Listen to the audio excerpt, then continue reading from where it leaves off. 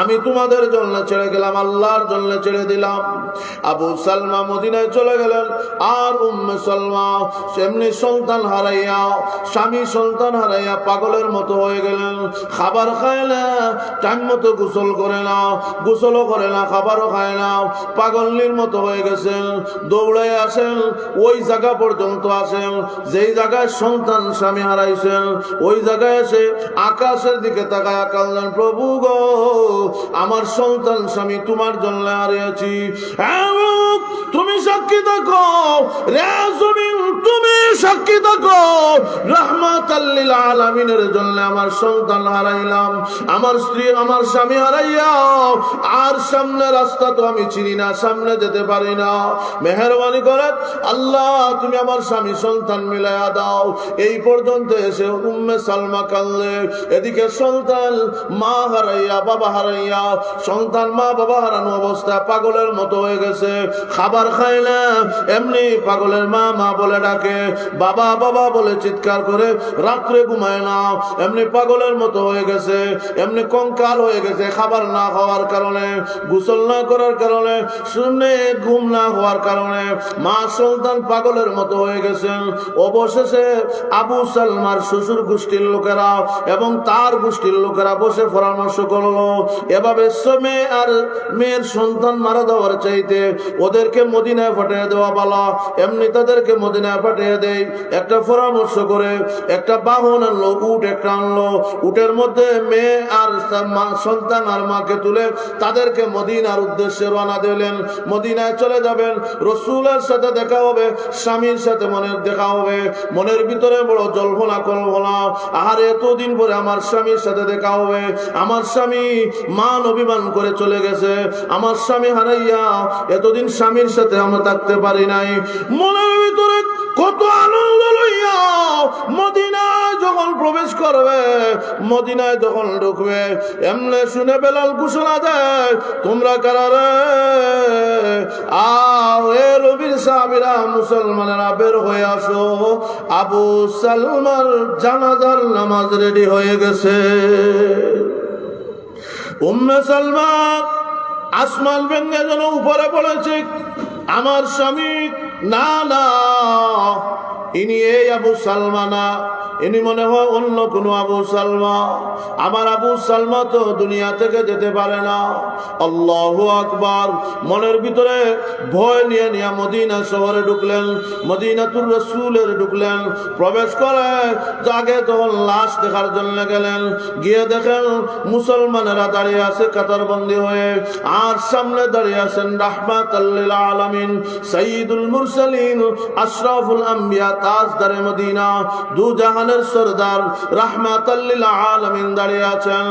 আবু সালমা এমনি মুখ সরাইয়া, মুখের উপর থেকে কাপড় সরাইয়া উম্মে সালমা কান্নার বলে, আবু সালমা তুমি আমাদেরকে ছেড়ে যেতে পারো না, আমরা জানো মদিনায় আমাদের আপন বলতে কেউ নাই, আমরা কার কাছে যাব?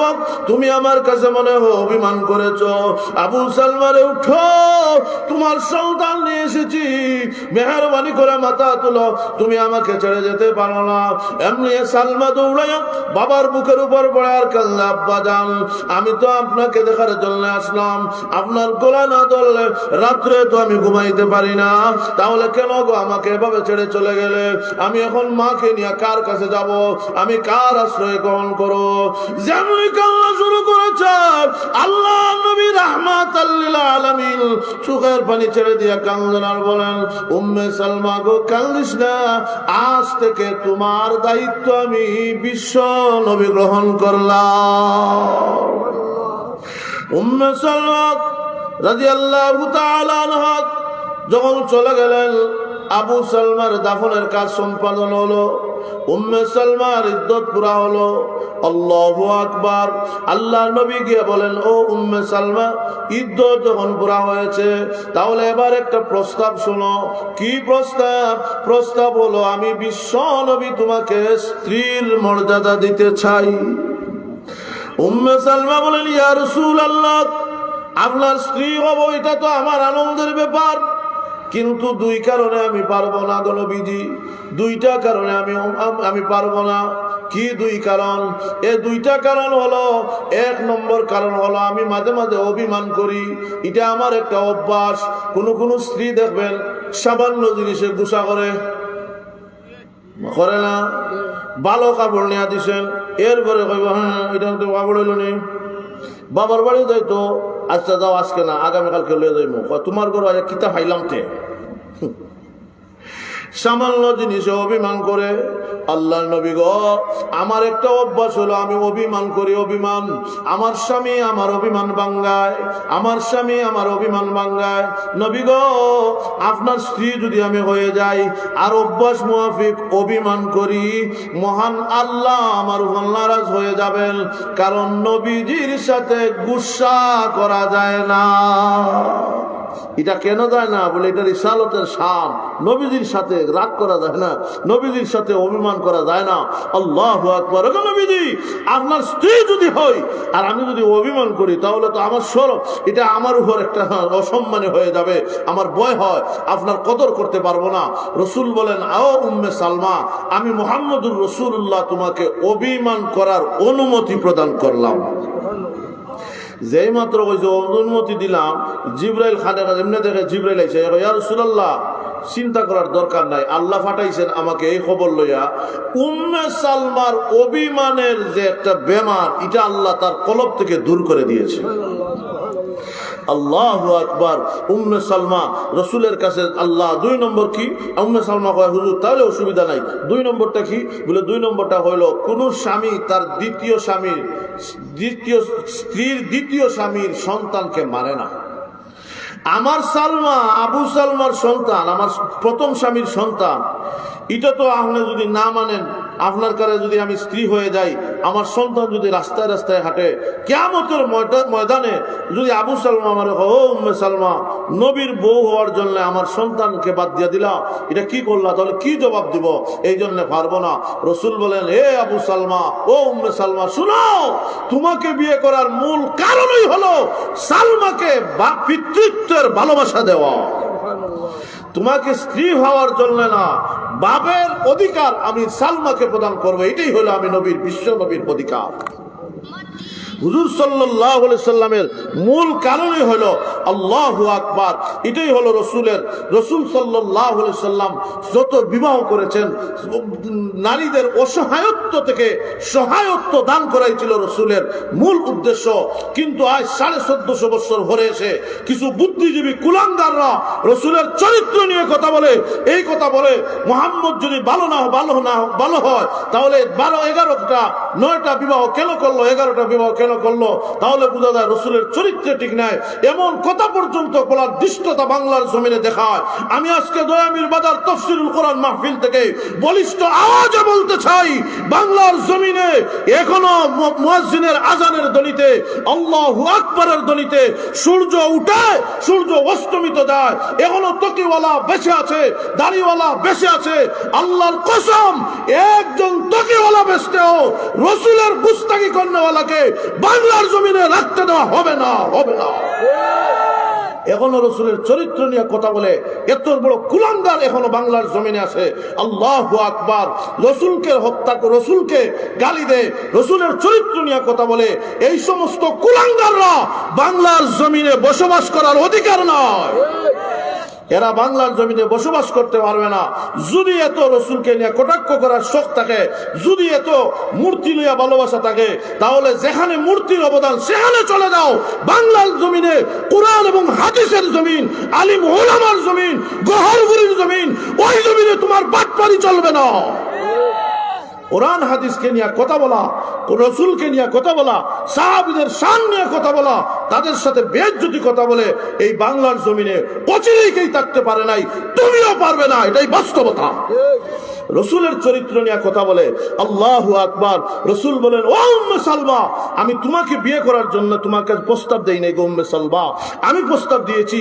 আমার প্রস্তাবের মূল কারণ হলো, আমি প্রস্তাব দিয়েছি একটাই কারণ, কারণটা হলো আমি সালমাকে তার বাবার অধিকার প্রদান করতে চাই। আল্লাহ। এজন্য রসুল বলতেন, দুনিয়ার মানুষ এতিমকে ভালোবাসো, কারণ এতিমের যে কষ্ট এটা আমি রসুল বুঝি, কারণ আমি নবী ছিলাম এতিম। আমি নবী ছিলাম এতিম, আমি নবী ছিলাম অসহায়। আল্লাহ রসুলকে আল্লাহ নিজে বলেন, নবী হে, আপনি উম্মতের জন্য ফেরেশান ছিলেন, আপনি ফেরেশান ছিলেন, হেদায়েতের রাস্তা খুঁজছিলেন, উম্মতের জন্য পাগল পারা ছিলেন। আমি আল্লাহ আপনাকে উম্মতের হেদায়েতের রাস্তা প্রদান করেছি। ووجدك ضالا فهدى ووجدك عائلا فأغنى فأما اليتيم فلا تقهر وأما السائل فلا تنهر। আল্লাহ নবী হে, এতিম আমি আপনাকে পাইছি, কিন্তু এতিম পাইল আপনার মাথার উপর ছাতা আমি আল্লাহ আপনাকে প্রদান করেছি। এজন্য রসুল বলেন, আমি এতিম ছিলাম, এতিমকে ভালোবাসো, এতিমকে মহব্বত করো। ও দুনিয়ার মানুষ, এতিমের কষ্ট আমি নবী বুঝি, কারণ আমি নবী ছিলাম এতিম, আমি নবী ছিলাম অসহায়। আল্লাহ এজন্য রসুল মাঝে মাঝে কাঁদতেন, প্রভু গো, আমার মা নাই, বাবা নাই, ভাই নাই, বোন নাই। আবু কুবাস পাহাড়ের ফাঁসে বসে রসুল একদিন কান্দে। আল্লাহ রসুল কান্দেন, প্রভু আমার মা নাই, বাবা নাই, ভাই নাই, বোন নাই, আপন বলতে কেউ নাই, আমি অসহায়, কিন্তু তাম পৃথিবীর দায়িত্ব আমি মুহাম্মদের মাথায় আপনি ছেড়ে দিয়েছি।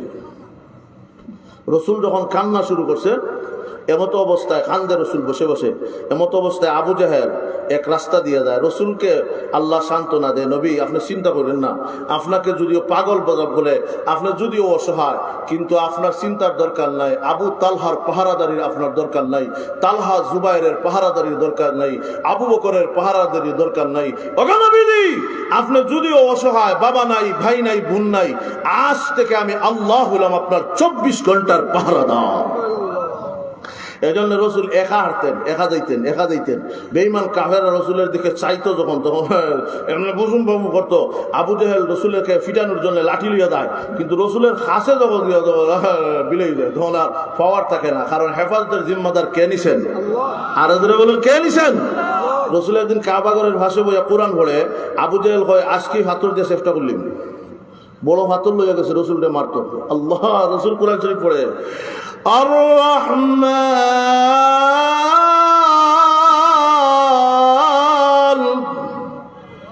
আল্লামাল কুরআন। আবু জাহেল তো দাঁড়াও, আর রহমান খাওয়াইতেছি, ফাতর লইয়া গেছে, রসুলকে ফিটাইব, মাথাত মারবো। রসুল তো নিচের দিকে চাইয়া পড়ে, আবু জাহেল ফাতর লইয়া গেছে, এমনি রসুলের মাথাত ছাড়বো, যেমনি খালি ছাড়বো এমনি আল্লাহ দুটা কোইনকে এভাবে সোজা করে দিছে, এখন আর ব্যান্ড করতে পারে না। এবারটা ছুটে তার কল্লা ছোড়ার সম্ভাবনা আসেনি, কথা বুঝছেন না মনে হয়? হাতর তো লইছে মাথার উপরে, খালি দিব এমনি দেখে হাত সুজ হয়ে গেছে, এখন আর যায় না, এখন ব্যান্ড হয়ে গেছে, এখন সুজা ব্যান্ড করতে পারে না। ব্যান্ড করলে তো না মারতো, কিন্তু এখন হাত সুজ হয়ে গেছে, এখন ছুটিয়া তো তার কল্লা ছোড়ার সম্ভাবনা। এখন কয় মোহাম্মদ, রসুল সাইয়া দেখে ফাতর লইয়া দাঁড়ালো, চাচা ওইসে কি? বলে আইছিলাম তোমার মাথা ফাতর মারার লাগে, বাস তো আমার হাতে নিয়ে গেছে। ও মোহাম্মদ, বলে হ্যাঁ হ্যাঁ, কারণ সিফাত পড়লে হুজুর চিনে, এমনি চিনে না। মজুরে বলুন ঠিক না? সিফাত যখন পড়ে তখন হুজুর চিনে। আবু জাহেল সিফাত পড়ছে, এখন কয় মোহাম্মদ, হ্যাঁ। রসুল কয় বুঝছি, আমারে মারার লেগেছে। আল্লাহ, রসুল তখন কয় আল্লাহ